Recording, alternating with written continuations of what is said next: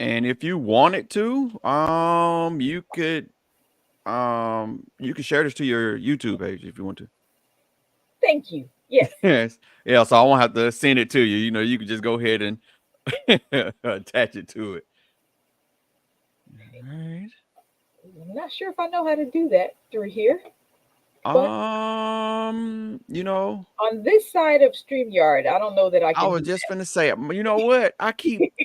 I'm wondering, you you might not be able to do it. I might have to send it to you because I think it's one of those situations where you have to have StreamYard in order to do it.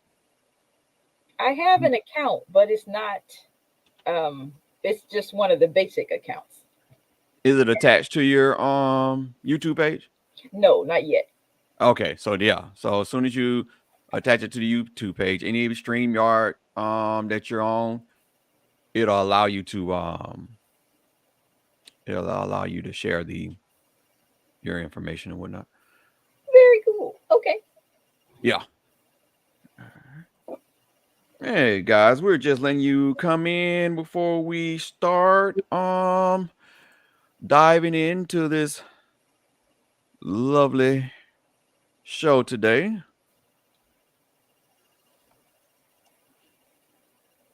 And so if you just give us a couple of minutes while we're sharing the link.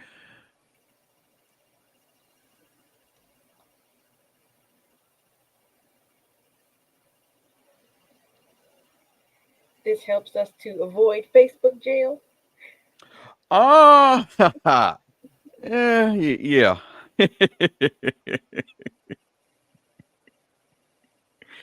Yeah, yeah, yeah, pretty much. It's um and then also Johnny made a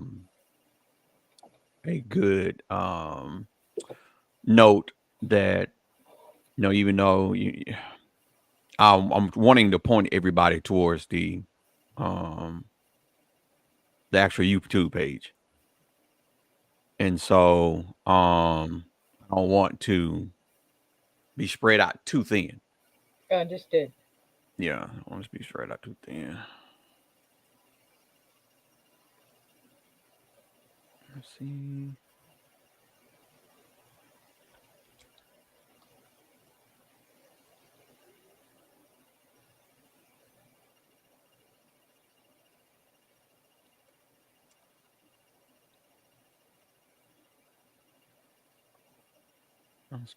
Oh my god.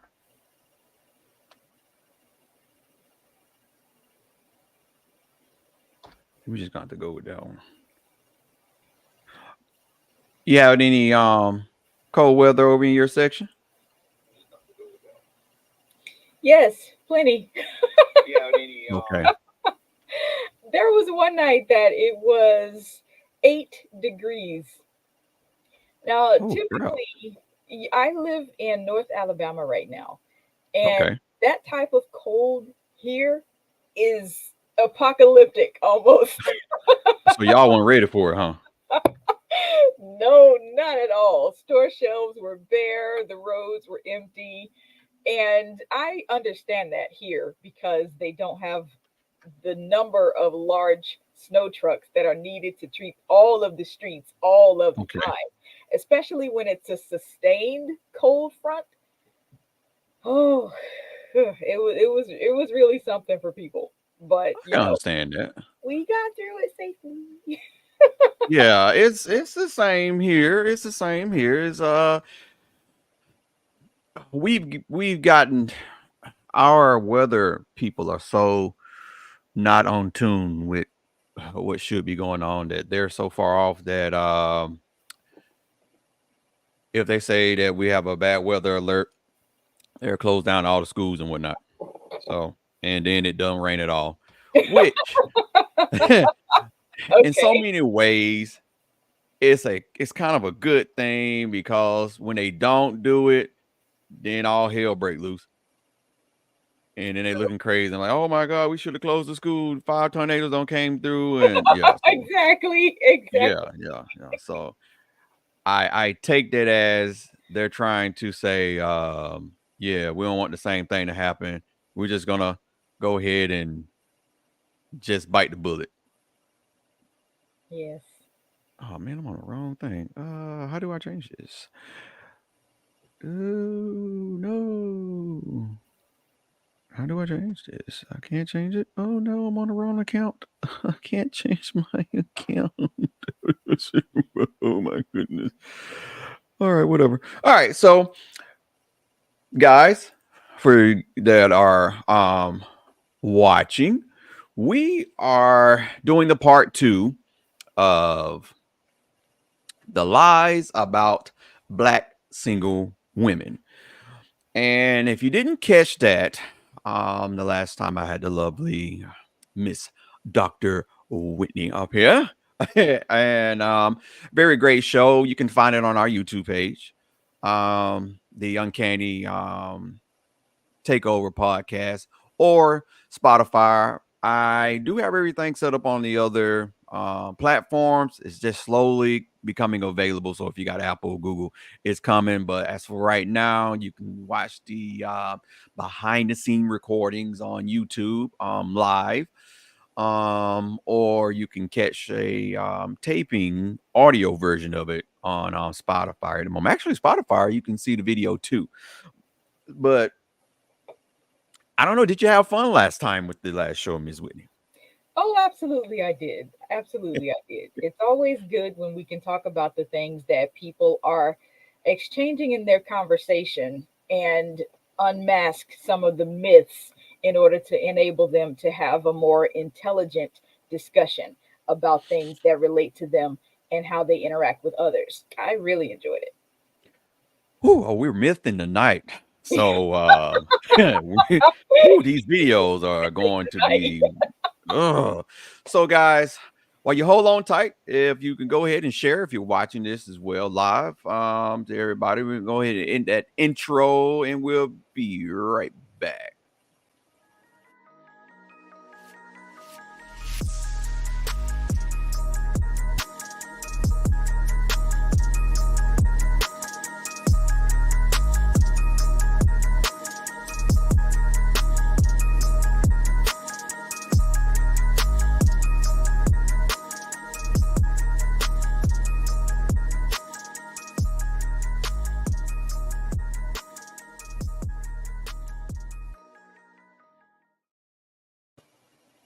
That's the actually the wrong intro, guys. So, and I just like the intro. So, I'm have you seen it yet? I've seen several, including this one, but I do know that there was a different one that you had before. So Yeah, and I'm sitting up. That was the outro. I played the outro. I played the outro. I played the outro. I don't know. I might do a little commercial thing, but you know what? okay. Hey, bear with me. I'm gonna play it anyway again because I do have this disclaimer at the end. So because I ain't got time for you guys because I have graduated with multiple degrees from Life University, but to society I am not a professional. So um I got a whole bunch of masters and doctorates in life right about now as it Mercy. goes. So, yes, I am going to play this intro so we can do our disclaimer. All right.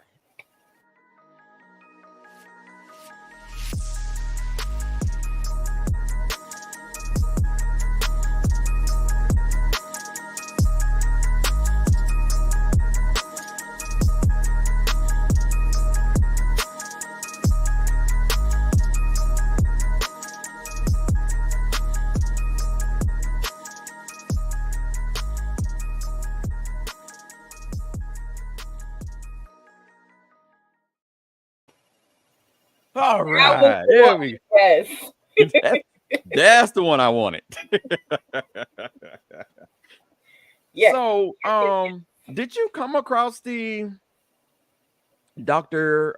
Umar interview that he recently did on YouTube? I can't think of the name of the show. Yeah, a But number of his video snippets. I didn't watch the entire interview, But the Okay. one that I remember off the top as we were speaking about him regarded the church and Oh, its that's the one you sent me, right? reason for Yes, yes, yes, yes, yes, yes. Okay, yeah, it's that same interview. Yeah. okay, the catalyst that the church is in keeping women single, and the reason that it's used in that way. Yes. I came across a video last night that talked about the same thing. They had like a summit last year in Washington, and that was one of the questions: is the church oppressing women? Hmm. And they had some good point of views. Um, it's just you just know me in church, so I have to listen to those things with an open mind and whatnot. But from their point of view and their beliefs, they had very great points. But guys, Dr. Umar Johnson explained how the 70s began the age of the single black mother. So I went and did some research, and I came across the report from I can't never say this man name right. Toy Monahan wrote in 1965 on the supposed upcoming destruction of the black family. The out of wedlock birth rate was 25% among black people. In 1991, 68% of black children were born outside of marriage, where marriage is defined with a government issue, where marriage is defined with a government issue license. And I would, for me, um, coming into part two, and I had always had the idea of what we're going to talk about now. Coming into part two, part one was just kind of like just introducing the Right. That yes. yeah, because I want to believe at some point you yourself, my wife, my daughters, um, can be realized as not just in a human being, but your importance in life in general. Because, and you spoke on this several times on other shows, and how our white counterparts, they were back in the day sent to school to college, on purpose to, you know, not for a degree, Correct. to find an actual partner in a sense. And if they just so happen to get a degree, oh, cool. Never had a chance to use it though. Majority of them, and nowadays that's different. Um, Men, y'all can come at me later for this, but I would say that just my honest opinion, I do feel when it comes to school, women have us beat. And especially in the category of black women.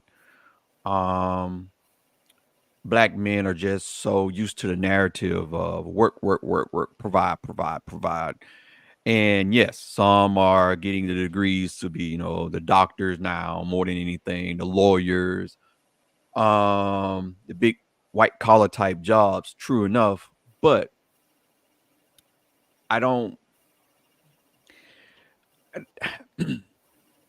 we've gotten so wrapped up in this provide and protect that I don't think we understand that our disconnection from family Mm-hmm. has caused our community to continue to go down spiral like real hard. Mm-hmm. Um, these Right. battles between, you know, male and female and whatnot. Who's better, who can do it better, double standard type stuff. It's just crazy to this point. Um, so I looked into trying to figure out why are the lies there? And so before I play the first video, what is your thought on the lies for um, black single women, and why is it like so detrimental um, that, especially when it comes to the kids, is uh, the myth is if she's black and she's single, the kids are not in a great place. Okay. Ooh, that's a lot to unpack. Very, very quickly before you show the first video, my overarching answer to the question of why the lies on black single mothers. That is a penetrative focus on black single mothers because the lies are about the black community in general. So there are going to be some lies about the black community in general that have their worst manifestation with the particular focus on her. And the reason for that is control. Okay. You can't really get out from under the racist caste system that society is built on when you deal with issues like this. So when the Atlantic slave trade was actually active and black people, specifically African people, were considered human beings, in Hmm. order to stop that, they had to be dehumanized Hmm. as an entire people. So that dehumanization covers all currently today black people, modern day black people as we know. But once you say something about someone that makes them less than human, you justify anything bad that you do to them.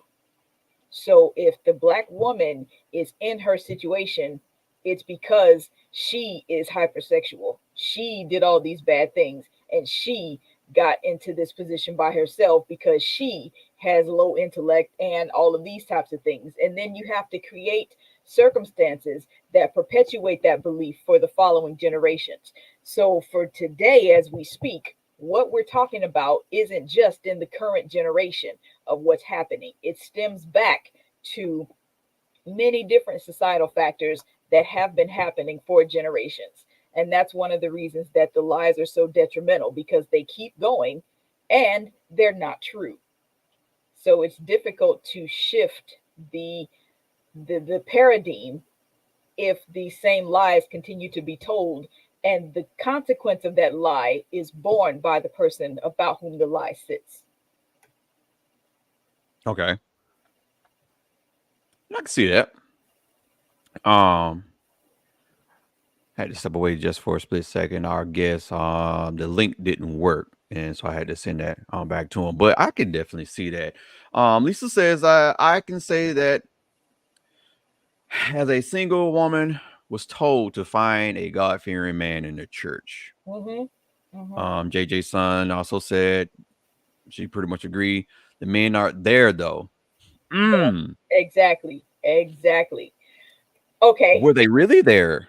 Is a better discussion.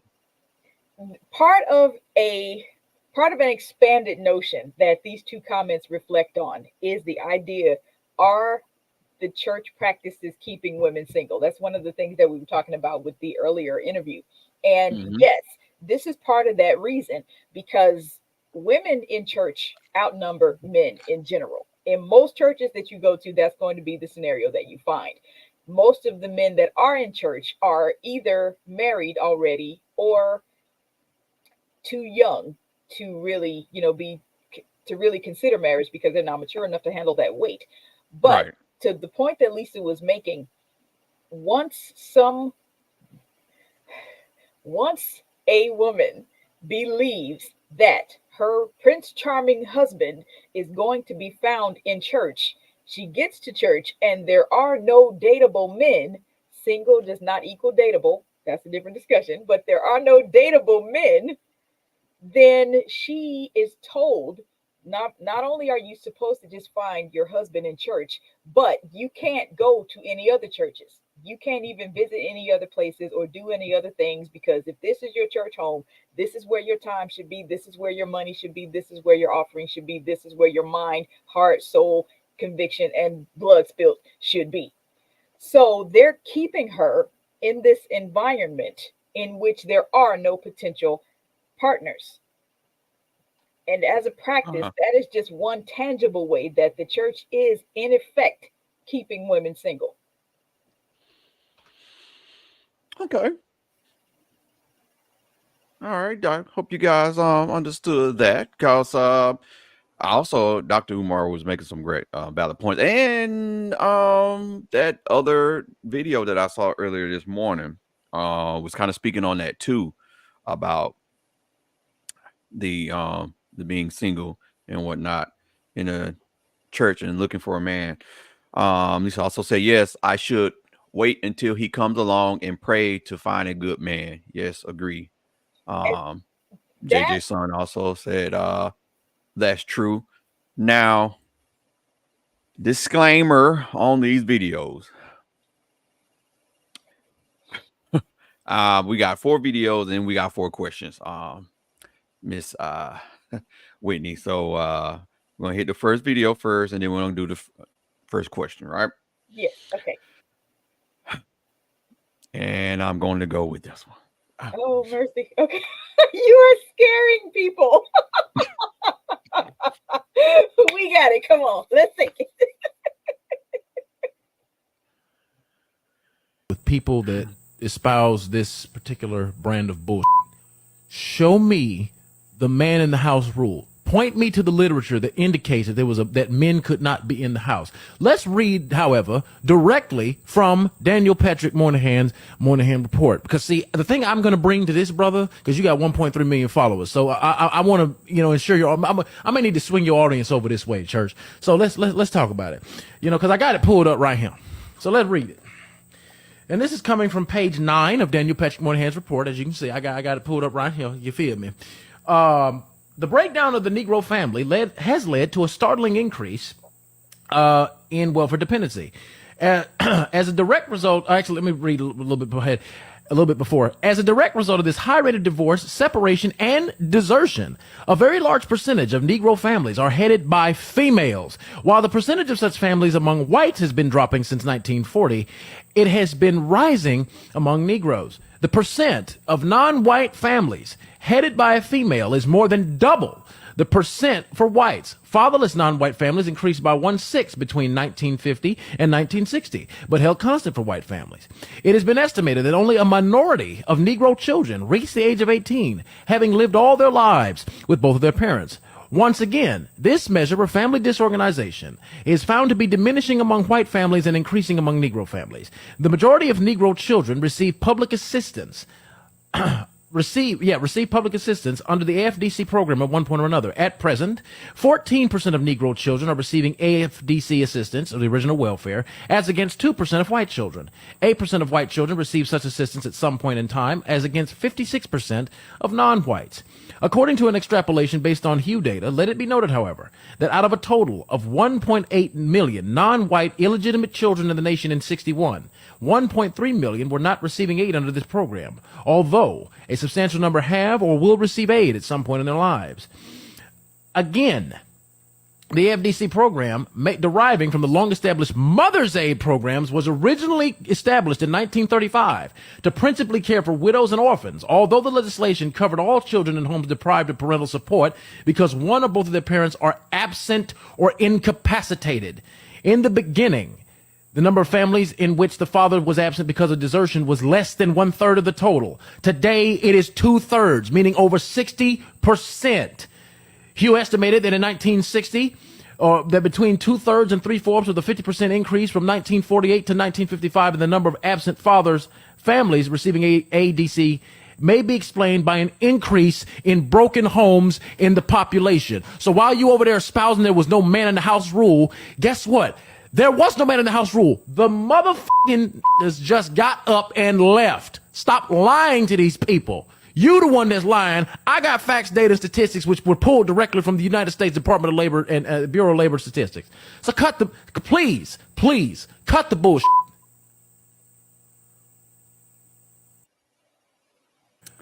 Yeah.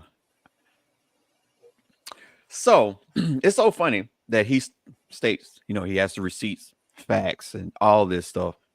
And I went back and I did a video to him. He that wasn't to me or anything like that, but I did do a video to that response to that because it is so funny that he went through all that spiel. And this is my thing about people and facts and receipts. I get it. It's nice to have them, because our phones now, they create great receipts when it comes to what people do. And they say, I ain't do that. Well, I got the receipt. I got the receipt. You know what I'm saying? So Indeed. that same report, and it's so funny that I came across a video because I was doing the same research, not what he was talking about, but by the same person. And I read the same report that he was reading. And that was part of at the beginning of the show, with the 25% and the 68% type thing and whatnot. Mhm. And I came across that video. I'm like, well, gosh, I just read that. And I said, but I've heard that as well, because that is our first question. Is there really such a thing called man in the house rule? Because he was very adamant about black men just basically leaving and causing so much problem. And that's what I got from that. Black men just up and leave. And there's no such thing as black women being in a hood environment where they're on section 8, section 9, section 10, all the sections that's out there. That if it goes off of the bodies are that in the house. I hate to say it like that, but however many people are in the house, that's what it goes off. And if it's too many people in the house that are making X amount of money, then you're not qualified for that. And so, granted, I'm not telling people to do this, but I get it to a certain degree. I understand. I'm not going to get in a relationship to where he's going to stay in the house because that's going to stop me from getting my benefits. That's the thought process with some of them, not all. So, question. Yes. Is there really such a thing called man in the house rule? I'm going to let you go first because I've done my little research. Okay. Okay. Well, speaking very generally from the things that I have seen, and yes, certain aspects of research, but a very, very long time ago in a very general application. I'm extracting from that general research to discuss with you tonight here. And regarding the man in the house rule, as far as I could tell, it wasn't just about the number of qualified, able-bodied people. It was whether or not there was a man in the house, point blank. And the reason for that, as presented, was if he is in the house, then that house was thereby ineligible to receive certain assistance. So him leaving the house was the only way for the women to receive whatever benefit that it was. And that spoke Mhm. to the mindset that you were speaking of again, that a woman would say, I'm single, I have my kids, and I'm not going to have my boyfriend move in because then I would stop getting my Right. benefits. The issue with that scenario is when this rule was first instituted, as far as I understand, there was no boyfriend in the situation. We were talking about married people. If the married father was not in the house, then the woman was eligible for whatever benefits were available. But if he came back, then the benefits stopped. Now, here's where it takes the twist on the thing that I was talking to you about earlier. If he came back and the benefits stopped, what happens if he was in jail and was convicted wrongly, served 2 or 3 years for whatever the situation was, and then got out?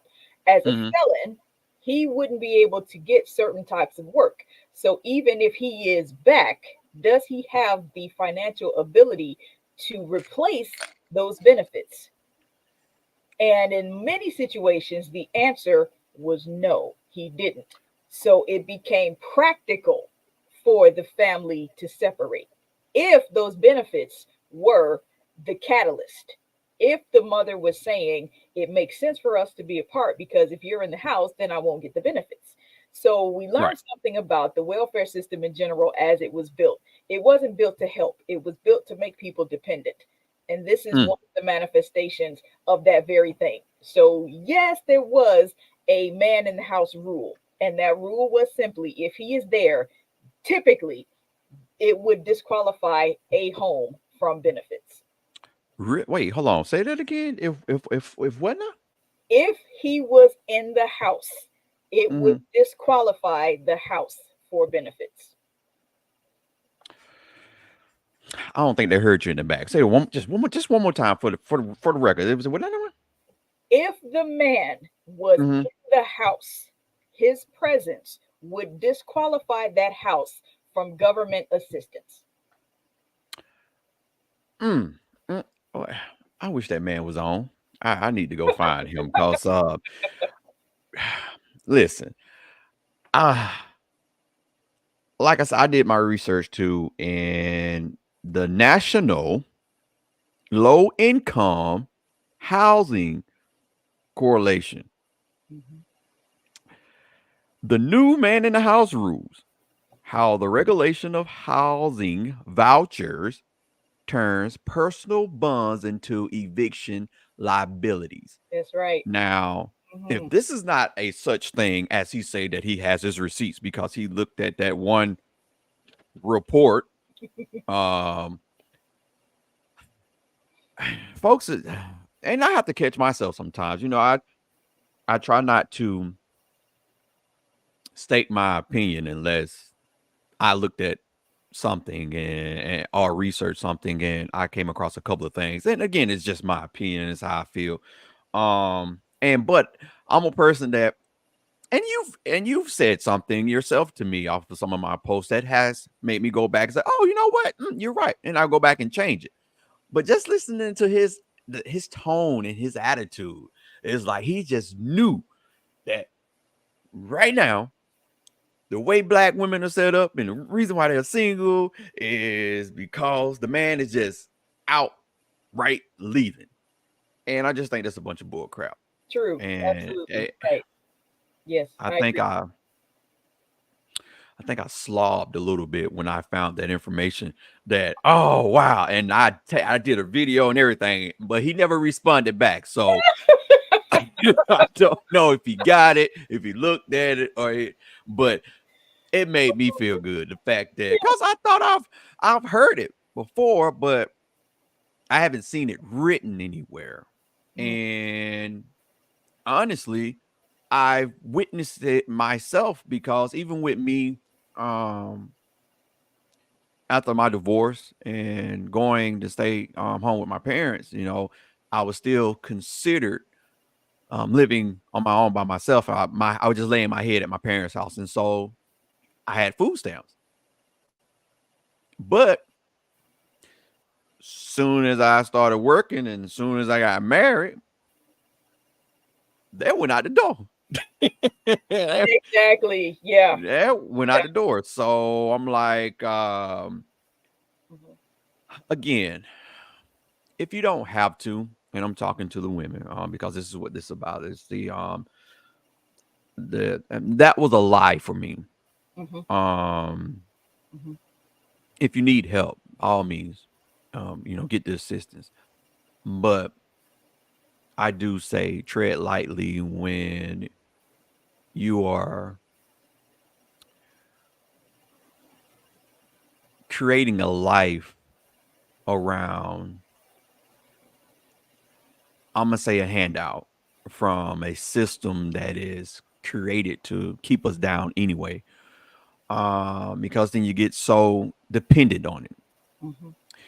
Mhm. You go from being dependent on it to sitting and saying that you can't have no relationship, you can't find nobody because you're really not looking for something consistent or foundational.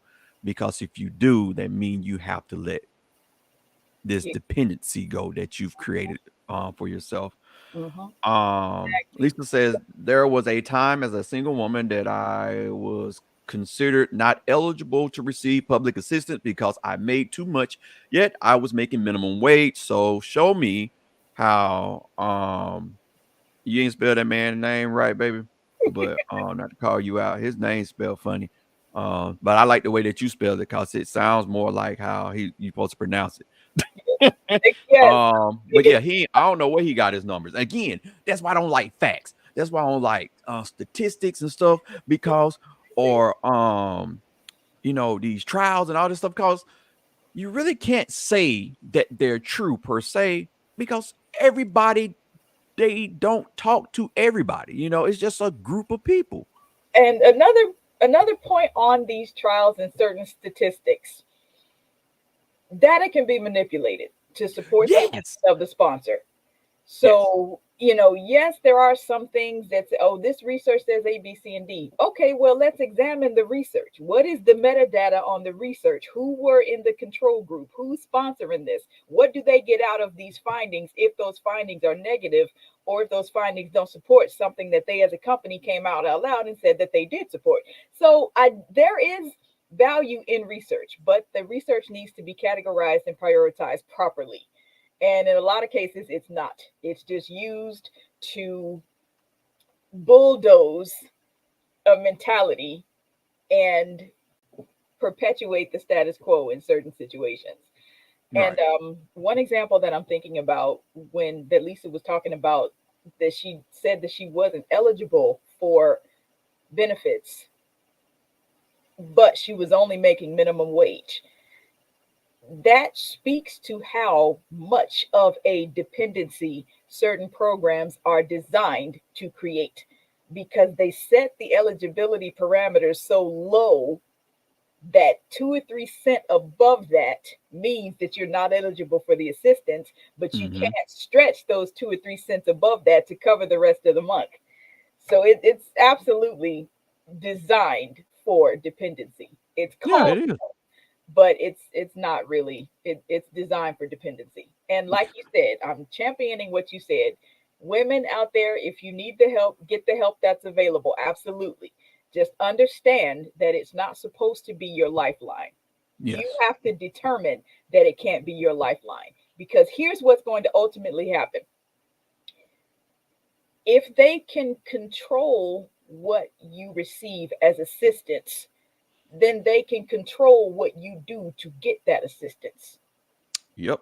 And once they start saying you can't have a relationship or you can't have this, assistance, we end up with societal conditions like what we're talking about now.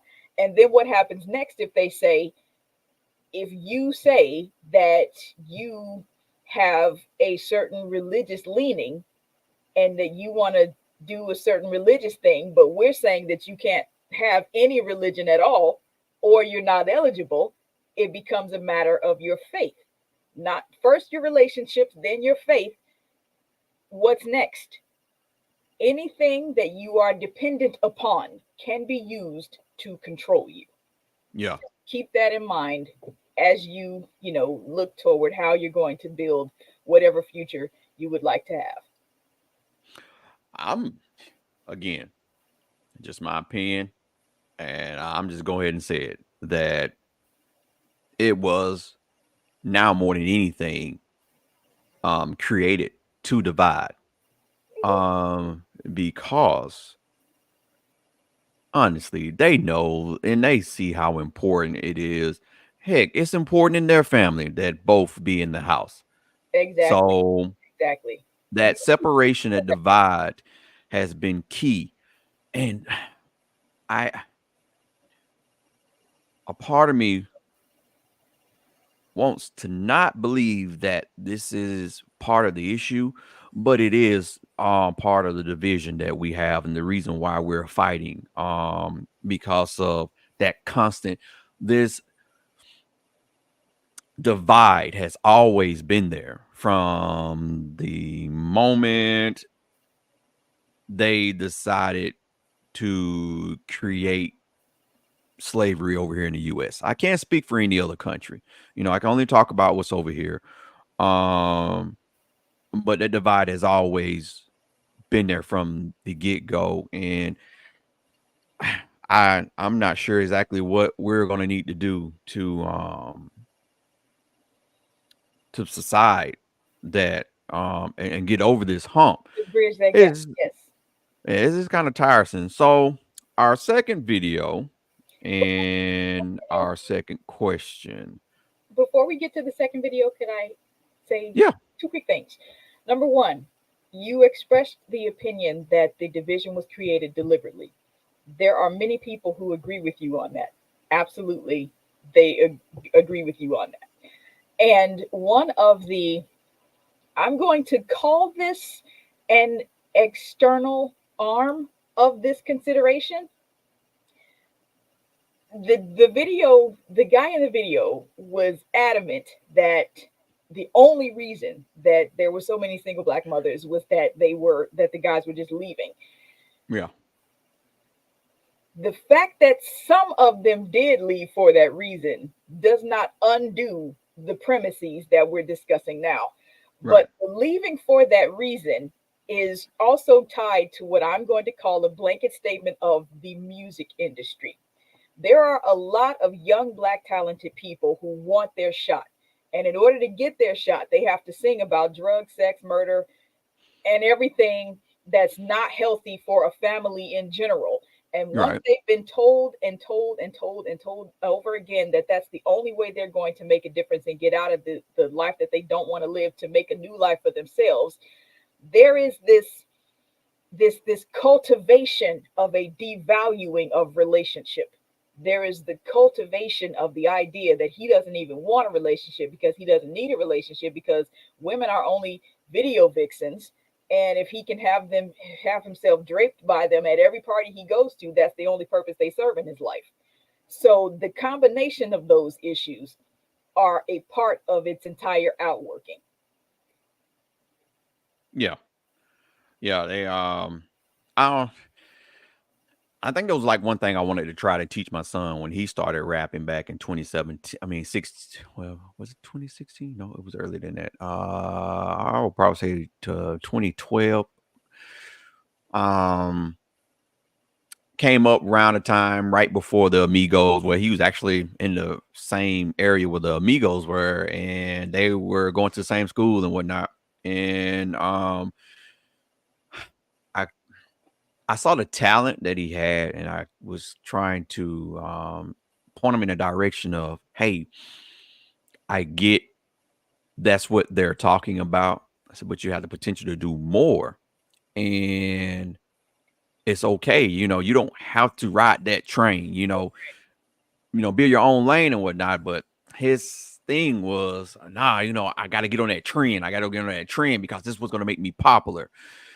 And so, um, I want to bring that popularity back to again, like that's even something that I can coincide with the lies about black single women. It's become such a trend that the angry black woman, all black women are toxic until you're wanting to have sex with them. Then you look past that for that brief moment of satisfaction, but they like society just pretty much has created such a on docile trend on what truly a black woman is. And it saddens me because again, I have black daughters. My mom is black. And my mom has gone through and has needed some of those same resources. Actually, my mother is like she has food stamps now, but it's only $20. I'm like, she's staying by herself and she's not making that much. I'm not understanding the math. The math is not mathing when it comes to how they sit and tell you, oh, like going back to what you were saying, once you become dependent on it, then I can sit and I can tell you and I can dial it up, dial it down whenever I feel the need to. And there's really nothing that you can say because guess what? You need me, right?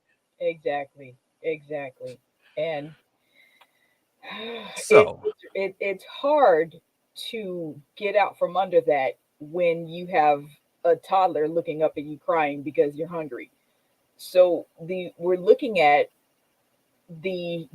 when you said that you believe that the division was deliberate, and I said that many people agree with you that it was. Again, to the overarching premise, mainstream society does not count Black people as people. Black people are commodities. Yeah. With music, with the workers, especially with privatized prisons. We're a product ourselves. A commodity, exactly, a product. So that enables people to decide these inhumane circumstances and then force certain people to capitulate or suffer without. And if Black people had not had, no, let me say it this way. If Black people had not had our enterprises blown up by the government, there would be no need for the type of dependency that has been created by these systems. I'm coming to that type of topic too about that. So I'm not going to dive into that. But yes, I do definitely understand. So now with this one, I'm going to ask the question and then play the video. Okay. All right. So the second question: are Black sons that present a female mindset the worst children due to being brought up by their single moms? So let that sink in. Okay. And add this video here. It's statistically a fact, single mothers, we produce the worst product, right? Part of that, when we talk about males, especially Black males, we don't realize that we're programmed, because if you don't understand history, you won't realize that, like, it starts with the female. Even when we were slaves, the idea is if you program the mind of the female slave, she will raise the offspring to continue your agenda without you having to be physically involved. She will teach her children to abide, because we're the first givers of life and care when kids are small. So we train them up to be good slaves, follow these particular rules. We indoctrinate and, create certain philosophies in their mind. So by the time they're big and strong, they still following behind the same agenda that was placed into us. So when you look at males that come from single mother-headed households, if you don't get around positive male role models, you have the emotional management skills of a woman. Break that down. Break that down. She talking that shit. All of your upbringing, 17, 18 years, you've only seen a woman head the household. You've only seen how a woman problem solves. You only seen how a female, i.e. your mother, handles things. You've only seen how she deals with anger, guilt, shame, different feelings. You're only watching it from her. Now, she ain't telling you act like me, but she telling you act like me because this is programming. This is psychology. So I have never seen that video until tonight. Okay. And while I agree that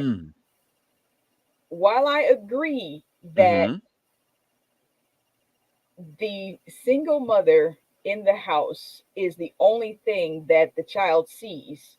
Okay. While I agree with that, Uh-huh. I completely denounce the error in her. He's handling like an emotional woman. Okay. First point, not all women are irrational, emotional, hormonally imbalanced, and all of the negative things that her presentation of a woman's emotional capacity entail. If that was her example, then I get why she said that, but she can't speak for every woman. Secondly, most of the women who manage households with young children by themselves, they are tough to a flaw. Yeah. They don't cry when they need to. They make the hard choices because that's all they know to do. They do what should be done because it's what should be done, not because she's a woman. And a man who makes those same decisions is making the same decisions. So the idea that her position is he's only learning the flawed emotional way that women decide stuff, her basis is all wrong on that. As a woman, I am saying that she is wrong the way that she said that. And not that my gender gives me any other extra authority. I'm just making the point. You sure about that? Or you're a woman. Are you just being I'm just I making don't know. that what she presents as the emotional basis that all children in single homes, in single mother homes see, that's flawed, because that's not what every child in a single parent home sees. It's not at all. And you also remember this: men don't get half the flack as single fathers that single mothers get. And when a woman becomes the wielder of the instrument against her own support, she is falling in line with the system, just like the woman was saying in the video that she's been taught to, that she's been conditioned to, that this is just a manifestation of what the other people's ideal for her is, as lowbrow as it might be. She's right in line with them and doesn't even recognize that she is, because she's saying that, as a woman, that gave her the pedestal to say that what all single mothers produce is the worst. No, I do not have a child and stand on every fathomable authority in saying she is not qualified to say that. She is not qualified to say that single mothers produce the worst children. She's not, because there are too many women out here working hard to do right by their children, and there are too many children who come up through those difficulties and become productive citizens. If she has not seen that, then so be it. You're right. But she doesn't know every single mother. She doesn't know every child that's come up in a single parent home, and she can't say that they're all the worst. That isn't hers to decide. And this is from a two-parent home. My father was around my entire life as far as he could have been. He died when I was 14. So two-parent home for those fermenting upbringing years. I am saying that what she says is not right about single mothers producing the worst. There are too many women out here working hard to do everything they possibly can by their children. And she's only dealing with how a single woman raises children, where raises male children. She's only dealing with how single women raise male children. She's not dealing with how a single woman raises a daughter, which makes me believe that she's going to think that her daughter should be just as emotionally irrational as she's saying that other women are. And I Should, if that's what you're saying, it shouldn't just be but I'm guessing because she's a woman, and she's automatically saying that women, I'm not saying this guy, so don't come in. This woman said that you guys are emotional, and again, that's another trend thing going around. It's just women are very emotional, especially black women. Um, I can speak for myself, and in all honesty, I can see where she's going with it. Um, even though I come from a two-parent home, physically my dad was there, but as a present, he wasn't. So it was almost like I was raised by my mom. I was always around my mom. Um, I can say that because of who I am, and like she stated, it wasn't because my mom taught me, but my mom taught me. Mhm. Um, it wasn't what she said. It was more of what she did and she didn't do. Uh, but I also can say that the lie about that is going back and digging a little deep into what you were just stating about you. She cannot tell me, and I'm saying she cannot tell me. This person that was just on the video, if I were to speak to her today, she couldn't. I couldn't believe if she told me that's the only thing that she's been around.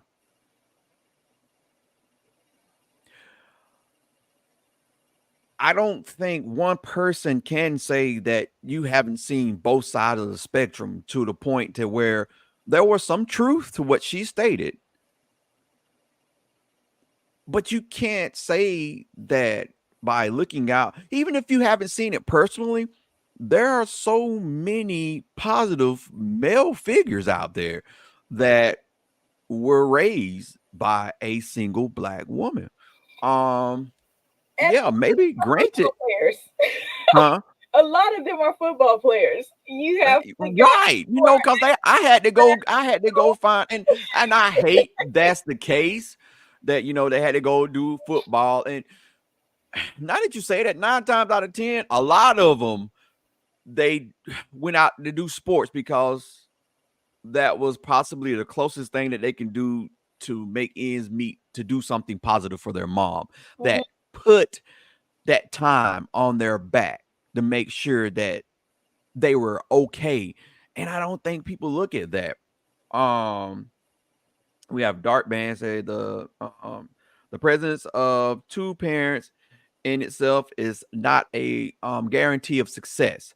Factors like the quality of the parent-child relationship and the overall family dynamic are critical, and it is. And so I definitely say that is one of the lies about being a single woman, to whereas they do. Only way I can see, and this can go for any woman, but we're just speaking into the on the black community because this is what this episode is about. I can only see a black woman creating I can't even say it, a bad black son, only because off of trauma. You know, I see you. I understand what you mean. yeah, because they're going through things themselves, and so now they can't focus on the child, you know, or they're focusing on the child in a negative upbringing, you know. And because even some black women that have trauma, they're going through the process and they're going through the healing point of it, and they're still able to raise their child right, you know. So that's exactly the point that I was making. They're not debunked. Yes, absolutely. As JJ Son said, debunked. It keeps them off the street and out of gang playing sports. Somewhat that's true, and sometimes it's not, because some of the boys still end up finding ways. I did. I played sports and I still found myself in game. So I think the value of playing sports is tangible. We see the success rates of it. At the same time, we don't want to say that that's the only way that a person can change their life circumstances, because if they believe that, then that becomes a different type of dependency. And you know, if that's the case, then they jump over to music, and we see what happens when they get over there. Right. So I wish I had a big red stamp right now. This is like debunked on that one. Right. The quality of parenting is a significant factor. A single parent who provides a stable, loving, and supportive environment can mitigate many of the challenges associated with single parenting. Absolutely. True that. Absolutely. Absolutely. And I was all right. So now we go back to, we're going to play the video first. Okay. And then we're going to ask this question. All right. Okay. Gotta love it. Them all over the internet. They get a boy that's raised by his mother is a very, very, very emotional man. Very. And I've seen them all over the internet. They get very emotional. They'll kill you over nothing because they've learned to be emotional from a woman. They don't know how to balance emotions. Because you see, one thing about men, when men parent, they parent off of logic. So children can see the emotional parent. And you got to have the mum and dad as well. So a woman will be like, stop doing this now. But the man will just be like, yo, let me see you do that again. You see that? You didn't even have to shout. Let me see you do that again. That's why these little guys shout so much. Let me see you do that again if you're bad.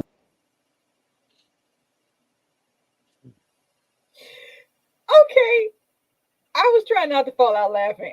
I don't mean to be disrespectful to the gentleman speaking whatsoever, but why doesn't he understand that the anger, even expressed in a low tone, is still just as emotional? What what distinction is he making?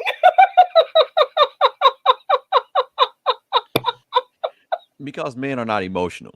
So my low tone and wide nose and fire in my eyes. Oh, that's not emotion. Cause it's low. That And I'm yeah. telling you to sit down. Sit down. If anything, what we learn from this video is that there's too much of a willingness to condemn women in the situations that society and other factors have created around them, while we burden her with being strong enough to get through it, and Right. then being broken is not supposed to be her luxury because she's just strong enough to get through it. And Mhm. it's oh my gosh. And That one there was one of the funniest ones. yeah, Because I can associate that with, I know it's a side topic, having emotionless sex. Um if you're having sex, there's some emotions in it. I don't care if you're not enjoying it. If you're just telling yourself, I'm gonna leave this person. It, there's it is an emotional thing. yes. It's an emotional roller coaster. You have emotions just going up and down, and um. But yes, so the question: oh, why is it so hard for men to see their fault in this dilemma? And it goes to what you basically were saying is, it's like men try so hard to speak volume into this. Oh, I'm a man. I'm more logical. Women, you're emotional, so you're not gonna think correctly. You're gonna, and I'm gonna use myself again. I'm very emotional. You put on the right movie, the right show, I'm gonna bawl my eyes out. Very emotional. Yeah, and anything happens to my family, I'm gonna bawl my eyes out.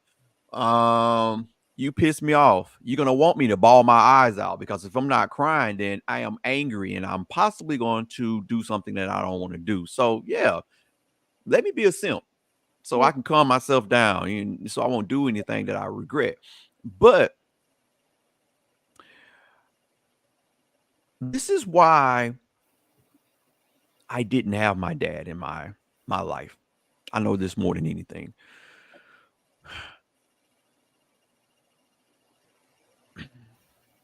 I mean, and I'm not saying that my dad is not a great man. My dad is a good person, but now more than anything, I understand that he's a little boy in a aged body. He's a walking ball of emotions that can't be expressed because society told him that he couldn't. That's right. And if he were to, he will be looked down upon. You can't do that. So me being emotional, and if you want to chalk this up for being raised under my mom's wing, okay, whatever. And to a certain degree, my mom cried, and I don't want to say crying dictates you being emotional. And I think that's what a lot of people definitely associates that. Oh man, you cry about everything. You're so emotional. Why not? Why can't I cry about my passing of something? You know what I'm saying? Or me losing something. And so, and to cut it short, I say for myself that emotionalist father present in the house probably set me back further than me having that emotional atmosphere from my mom, being Gotcha. raised from her. Hmm. And so for me, I think that is a lie about single black women that um I've seen my wife have that same low tone, There you go. There you you go. know, that was supposed to be not be emotional. But then I also have seen my wife scream. Heck, I've had that low tone. Hmm. Heck, I've had that Hmm. scream. If you don't sit Yes. your Right. Exactly. Exactly. Exactly. And so that is the distinction that people are not seemingly willing to make. An emotion comes out as an emotion. If it's the man or if it's the woman, it's still an emotion. The idea that these boxes have been so starkly created that women are emotional and men are logical and that's just how it is. That should have been the next thing that we get a big stamp over and just say debunked, just foolish, outright nonsense. And because so many people have been cultivated to believe in that as an archetype for everything, it disables them from recognizing what the man in that last video didn't see. He didn't see that he was expressing an emotion as a man while he's trying to say that the woman was all this extra emotional. He didn't even see that it was the same. And the reason that he didn't is that that hypersensitive focus on women are emotional and men are logical. No, no, no, right. no, no, no. That there needs people need to understand the balance. And before I get too far off into a separate point, when men are emotional, they are accused of being feminine because that archetype is so structured. And when women are logical, they are accused of acting like a man Being too or thinking masculine. like a man because that archetype is so structured. And that Y'all don't supposed to get nothing right, because if y'all get something right, y'all men right here. is I remember on one of the broadcasts before, I had commented that I am a very analytical, methodical person. I've just Yes. always been that way. And people Yes. accuse me of thinking like a man because of that. And at first it was a joke, okay, yeah, laugh, whatever. But after enough hearing that, I became offended because I felt like it shouldn't be that abnormal that a woman manifests logical thinking structures, that when she does, she's said to be acting like a man. That's There's no need for that. What you Everybody should all be need thinking to logical, see, even kids. thank you. What those people need to recognize is that the women that they've been hanging around that have taught them this emotional anchor being all that she can do, how broken might she be Right. that she doesn't know any better and that's all you see from her, so you're learning her trauma as the right thing, and then you go and say that same thing is right when it never was. Mm-hmm. How many men haven't learned that expressing an emotion is healthy?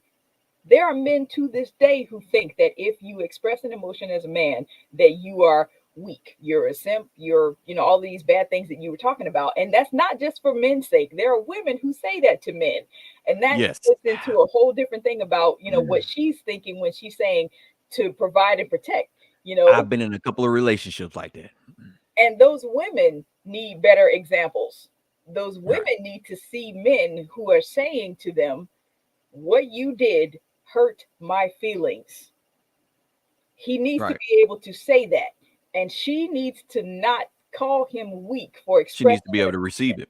Yeah. Exactly. Yeah. Because She needs she's to be able to likely the receive it. one who would rather be hit as a show of his love for her or his emotion rather than him saying to her what happened. She's going to understand that he's mad if he knocks her down the stairs.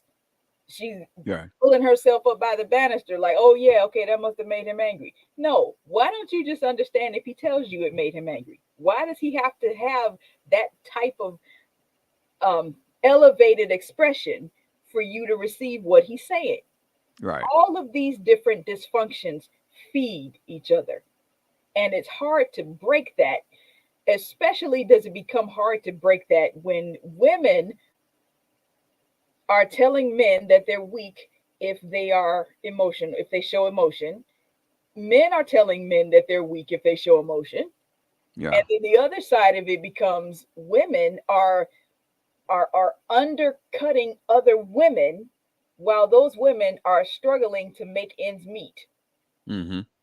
All of those things put together make it very difficult to get through any of it, to hopefully change a narrative and show them that maybe what they've learned isn't the best way they should do things.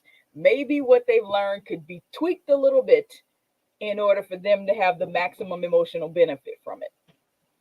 And I want these types of conversations to go on far more than they obviously are when you have so many people behaving without even a recognition that what they're doing. You might need kids that swear they're adults.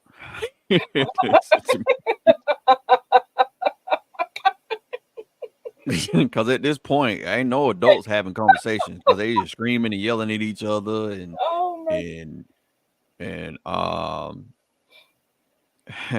okay, so my bad, guys. My wife said don't put my business out in the streets like that.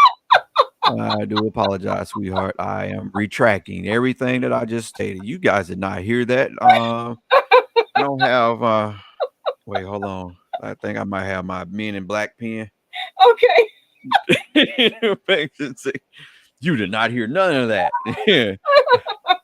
He did give you the finger snaps 100% there, Dr. Whitney. Now, last video. Okay. Does this situation create emotionless Black women, and how does this affect the home? That is the question that we're going to ask after this video here. Okay. Really? Is that what we're doing?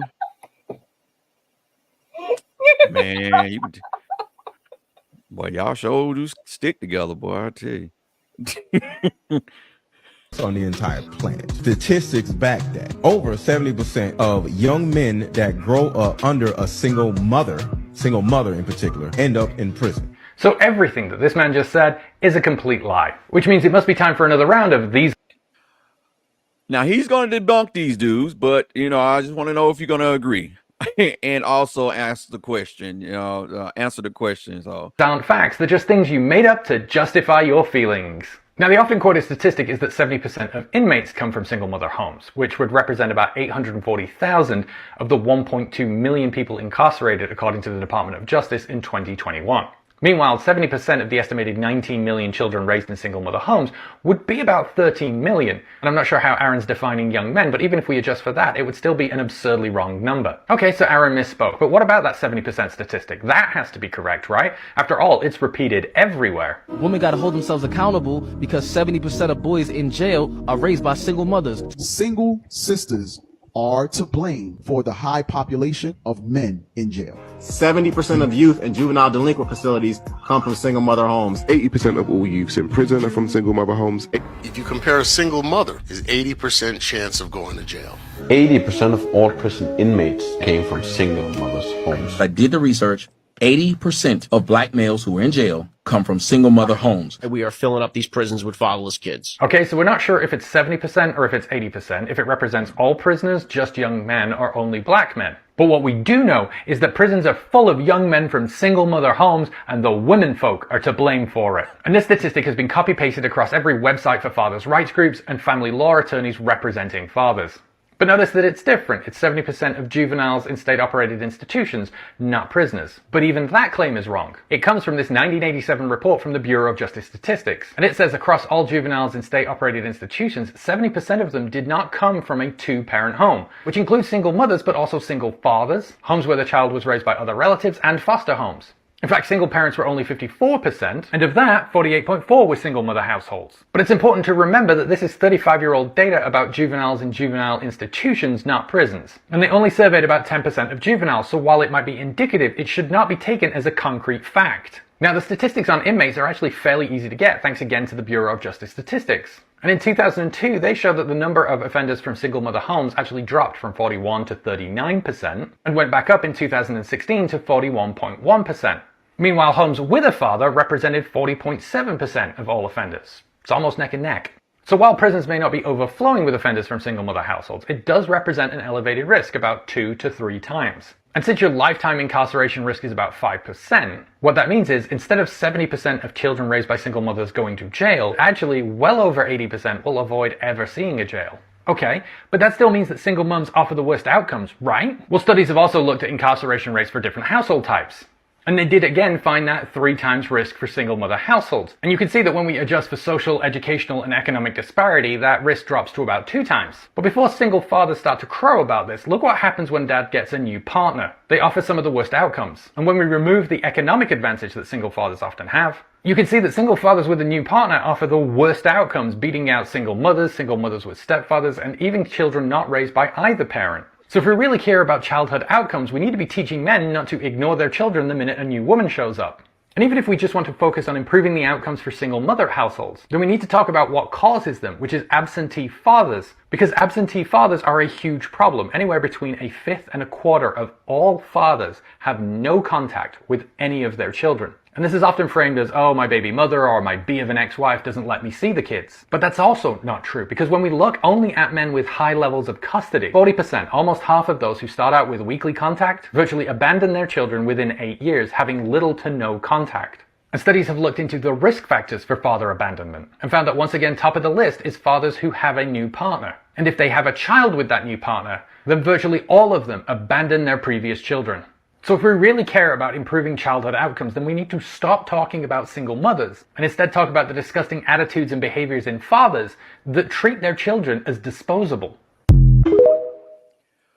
Now, Yay! before, because I'm gonna let you end it off, because I liked this so much, and again, it coincides with the question, because I myself can say at a point I was the problem too. He made a valid point about getting the new partner. My first daughter, I was out of her life for 16 years. And I ended up having more kids, got married, and fathered my stepkids, but allowed, and it's not an excuse for myself, but I allowed myself not to educate myself. And because again, I was that black scared young boy that didn't have the knowledge, the drive to figure out how to get my kids, how to get rights to my kids. And so I just allowed her to just tell me that, oh, you ain't gonna see your kids. And I had to live with that because I didn't have any, true enough, I didn't have any positive male fathers. I'm not even gonna say role models, just male fathers that said, okay, in a situation, I'm not with my kid's mother, but I am seeing my kids. I did go through these avenues to get to have the rights for my kids when I didn't have that. So, and I didn't know how to go by to do it. I didn't have the guts. I didn't have the, and I go back to the knowledge or the confidence to sit up here and say, oh, I'm going to fight. Until I met my ex-wife, you know, she helped me get all my kids legitimized. And she also helped me get custody of one of my kids. But it was still kind of hard. So I can say at some point I did cause that. I was part of that problem. So I understand men, the lies we do tell. Mercy. Oh wow. Oh. Because before I can say it, JJ's son was like, did all those men grow up in single homes? Because I'm like, you cannot tell me. I'm not gonna say all of them, but I know at least 2 of them did not have both of their parents. I could be wrong. Well. But and then like Dark Man, this stuff is bad as MSB, MSNBC, CNN, Fox. Yes, and he was getting milked. He milked those young fellas. Yeah. And also, so maybe black boys should have been orphans. I'm not sure what they. I get It's the just a point that you're constant making about that. repeat of a trend, a bandwagon that these men are on. So, for me, does this situation create emotionless black women, and how does this affect the home? I'm going to say yes. I'm going to say yes, and the reason why I say yes is, again, coming even me, my wife. I saw where my wife had come from, and I understood the distance and the pushback on. I hear what you're saying, but I need you to show me, because I've already given away X amount of years, and it didn't put me in a good headspace. So you're gonna have to show me, because I have kids. Not only do I have kids, I have girls. So I can't have you coming in and displaying. And she also saw how passionate I was with my kids, even though me and my kids are estranged to a certain degree. Which I was just able to sit down with one of my daughters, actually two of them, and have a long conversation, and we kind of was able to open up some stuff. But she did see how passionate I was, but still trying to see my kids. It wasn't that, oh crap, I see your two kids and my tunnel vision. That's me. I'm gonna take care of these two kids, and I'm just gonna forget about my kids back here. No, I love my kids. Do I hate the relationship that we have? Yes, true enough. It is not a great relationship. It is an awful relationship. There are some things that I should have changed. There's some things I should have did, but I can't do that. But it's something that I tell them all the time now. This is another reason why I got the relationship or went after the relationship that I am in now, because I want to show you that there is a such thing as a positive household. You know, Absolutely. so Absolutely. I say yes, that can affect the home. You don't want her to act like a man. Do your part. And I'm not just talking about providing and protecting. I'm talking about emotionally being there, pouring in not only into your wife but your kids as well. You can't sit up here and say, "All right, I'm finna go to work 12 hours, 6 days of a week, come home, watch football, go out and hang with my bros, drink, take some guy trips, and go to a game here with my kids or whatever. And I'm definitely gonna discipline them. I'm definitely gonna tell them to sit down." Yeah, right. And be emotionalist, but I'm not gonna expect my woman to feel that blunt emotionalist of a relationship and not think that it's gonna cause a problem. So that's all I got to say. I fully agree with everything that you said. And I would like to offer you a type of olive branch, if I can call it that. One of the things that you are very open about is obviously how transparent you are. I do not want for that transparency to become something that makes you harder on yourself than any situation may call for. So, the guy was making all of the points that he was making. And I appreciate that you received all he said. You have to give yourself more credit for growth, because some of these other guys out here will hear those same things and do nothing about it. Right. They will do absolutely nothing but continue what they believe anyway, because they've gotten where they are with what they think. So they think that's enough, and it's obviously not. So that would be one point that I would raise. You are doing a marvelous, marvelous thing by having a platform like this to get it out there that some of the foolishness that's going on is foolishness and it needs to be stopped. that is a community service that not enough people appreciate. So absolutely hear me saying that right now.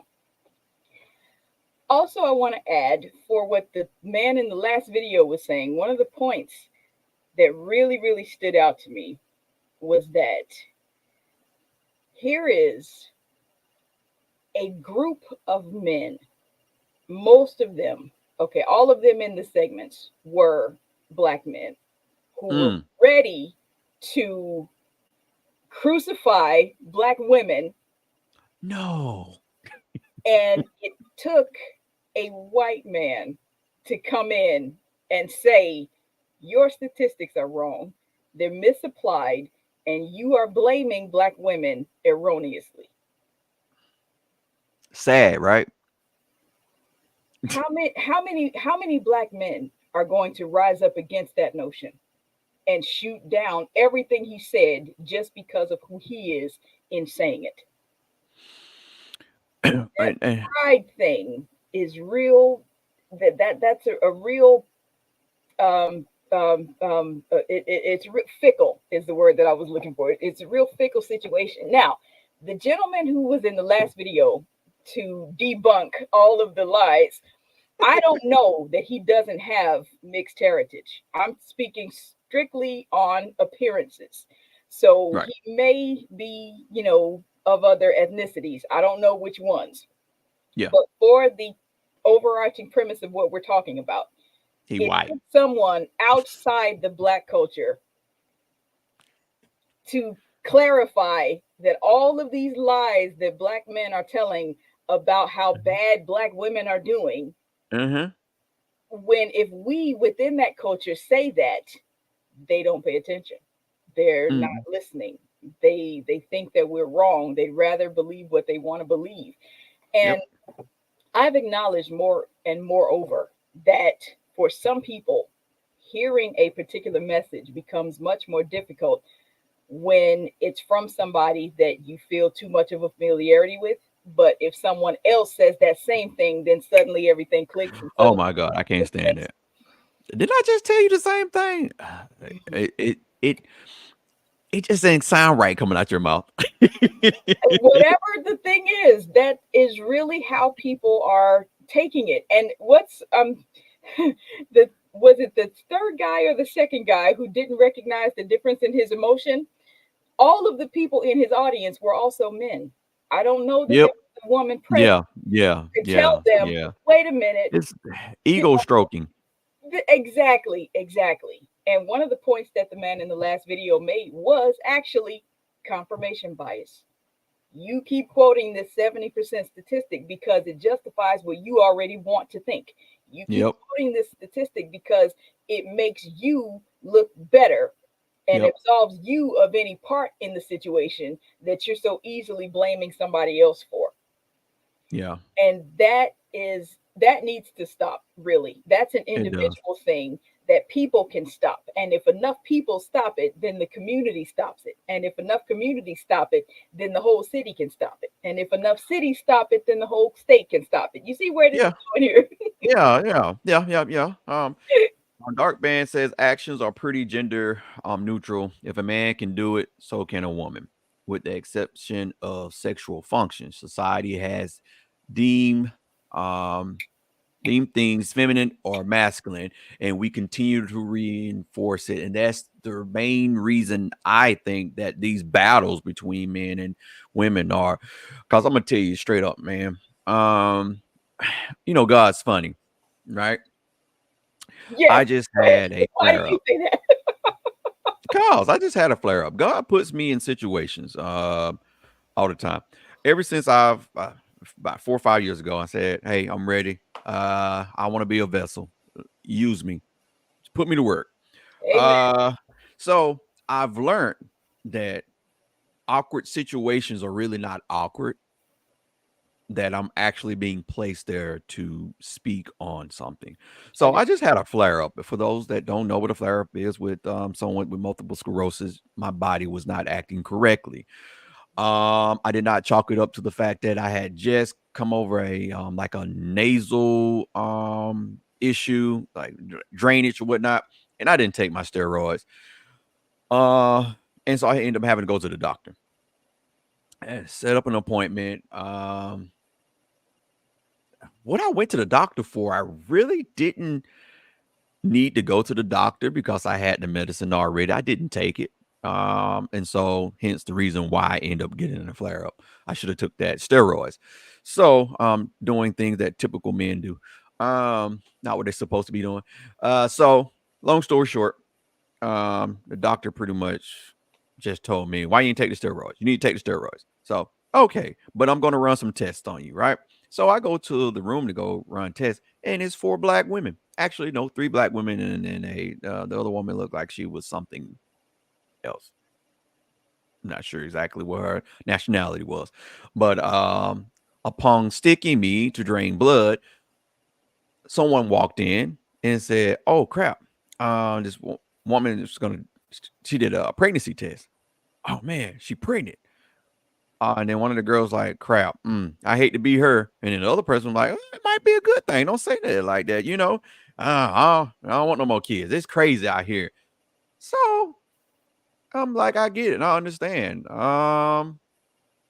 Men can be hard to deal with. I can't remember exactly everything that I said, but I knew it came from God just The needing moment. to deliver a message to all of them, because I forgot my keys and I needed to come back and finish what I had to say. I didn't do it on purpose, but it was just funny. And because I was like, well, I see why I needed to come here, because I just delivered a message to you guys. And you know that they agreed. But very funny, because men, I can't say this with no less emotions than I'm about to say this low now. That wake up, grow up, because like right now you're speaking the lies that you're speaking about your black counterparts only solidifies what a white system created in the beginning. The division between us is what makes us go through the trials and tribulations that we don't have to go through. Some of the stuff that we're going through right now do not have to happen. We are condoning them because we're so hell bent on making what other people think of us to be true. When you know, like half of these men out here that are going off on women have daughters, have mothers, and they dare not say or allow anybody to say anything about their daughters or their mom. Not all of them, because some of y'all out here being hoes and you can care less what's going on with your daughters because you're doing the same thing. You turn the other cheek. But it just saddens me that all on these apps, that's all I'm seeing about what a woman is not doing, what a man is not doing, and masculine and feminine. Whereas both of us, we have both natures. Absolutely. At some point, I have to dig into my feminine energy to sit and to talk to my daughter, because I can't be too masculine if that's not what she's showing. So I have to have a softness. And if you want to consider that softness feminine, well, hell be it. Because right now I'm being what my daughter needs. And then if I have to turn around and also use that same softness to my son because he can't understand why this girl just broke his heart. That's right. And I need to hug him tightly. Mm-hmm. and allow him to cry on my chest, my shoulder, or whatever the case may be. Mm-hmm. I had to do that with my dad, and that was one moment that I thought was gonna be great when I had a broken heart and I cried and I thought my dad was gonna console me, and it was nothing. Mm-hmm. That was a moment that defined part of my relationship with him. I can never forget that. It doesn't weigh heavy on me anymore, but um, grow up. All this shit that you are talking about, feminine and masculine, and you're dragging it along, shows how weak you are compared to the ones that are strong and that they're being emotional for their kids, pouring the energy into their wives. Mm-hmm. So Mm-hmm. that's all I got to say. You can go ahead and end, Dr. Whitney, with your because that's my change in the narrative. That's right. Grow up. That's right. Absolutely. I completely agree with everything that you've said. And I wouldn't add anything to that at all. I think that's a great closing point, that the way that the society is structured is designed to create these divides. And until we take the necessary initiative to get around that, to circumvent those intentional dis, uh, dissections, basically, that this problem is not going to end within the Black community, because typically that's where the concentration of the issue is. You know, that's why that's where the concentration of the issue is. So I absolutely agree that the need to change the narrative hinges upon that those people, those men that need to grow up. Women, there are things that you all need to do that you should stop. First of Right. all, if a guy asks you what's wrong, don't tell him nothing when your body language has been saying that something is wrong for the last 3 days. Ooh, you better stop, Dr. Whitney. And women, do not tell your guy certain things when you expect him to believe the opposite. If he asks you, "Are you hungry?" don't say no and expect him to bring you food anyway. What? When you do that, the mindset that you foster is that for him, he knows better for you than what you say. So when you're in a sexual situation and you say stop and he doesn't, why? Have you not cultivated in him the practice that you don't mean what you say? Oh, Have yeah. you not taught him that what you say cannot be believed and he should think the opposite?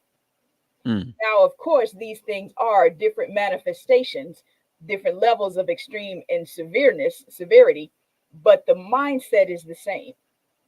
So, women, when you embrace how illogical it is imposed upon you to be, and then it becomes funny to you when you tell him things that you expect him to think the opposite, there's an outcome of that. That outcome of that is he doesn't believe what you say. And Yeah. then when he doesn't believe what you say, he takes it upon himself to make whatever decision it is. Then you wonder why he didn't consider you, because you taught him that what you say has no value and he's supposed to do the opposite. Women, you need to stop that. If there is any person who should believe what you say, it should be your partner. Yeah.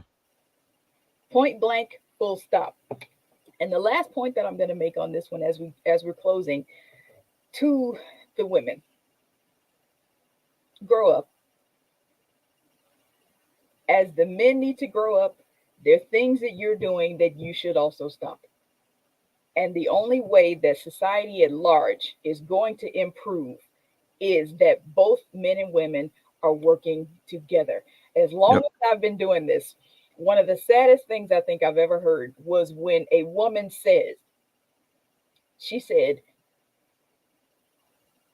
It is horrible for the single woman that she is the only creature in nature who has to date her natural enemy. Mm. And she was talking about the man when she Yeah. said, I wrote back to this young woman who said this. First of all, man is not your natural enemy. He is supposed to be your counterpart. He is Mm-hmm. supposed to be your complement. He is supposed to be that person with whom you experience the best version of yourself that there is, and that he also experiences the best version of himself that he is. It is the society that has been poisoned and contaminated with the separation that makes you think that he is your natural enemy when he is Yeah. not. Man and woman are not natural enemies. They are perfect complements. Mm. A lot of people won't believe it when I say something like that because they hear the tone in what I'm saying and they hear the type of content that I'm saying, and they accuse me of being a man hater. They accuse me of being, oh, you're broken, you're bitter, and you don't know what real love is. You don't know how to submit, and all of this other stuff that they accuse me of. I have no problem understanding that men and women are perfect complements to each other. That is how it is supposed to be. But it will never be that if women do not grow up, if men do not grow up, if we as a society do not stop repeating those things that keep us bound Yeah.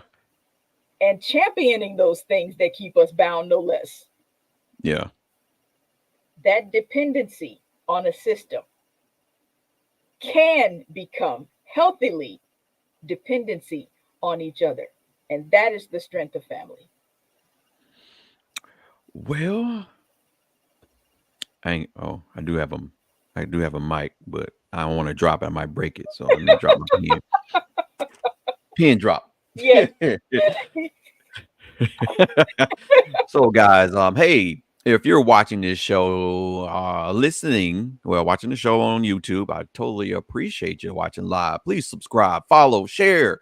It does help the algorithm. If you're listening to the audio, follow, share as well. But we do offer a sponsor spot if you would like to sponsor a commercial, an ad, any form of information. Hey, feel free to comment so that we can reach out to you and get your information. Dr. Whitney, do you have anything coming up? I am looking forward to the next time that I will share the sofa with you and the Uncanny podcast. And typically, I do have the weekly installment of Sensible Sunday on my Facebook page. I can be followed there as well as Instagram and Twitter at eWhitneyBooks and my YouTube channel. Okay. And for me, guys, I have next Monday. Will a I said that wrong. Will a black man ever have a safe place in this world? I think for me that might be a little emotional, but that's cool. But that's the show that we're gonna have Monday. So Yes. definitely would love to have you in the audience and hear me talk about that and whatnot. And definitely I send over some information for you too if you would like to join in. If you're available for that as well. Dr. Whitney. But I did send you a couple of titles outside of this one, right? Yes, I have them all. Yeah. All right. So if you do see something, just let me know. You know where to reach me. And guys, we do appreciate you again. And with that being said, we say toodles. Oh, wait, hold on. Wait, my bad. I was a little too emotional. See y'all later. Yes.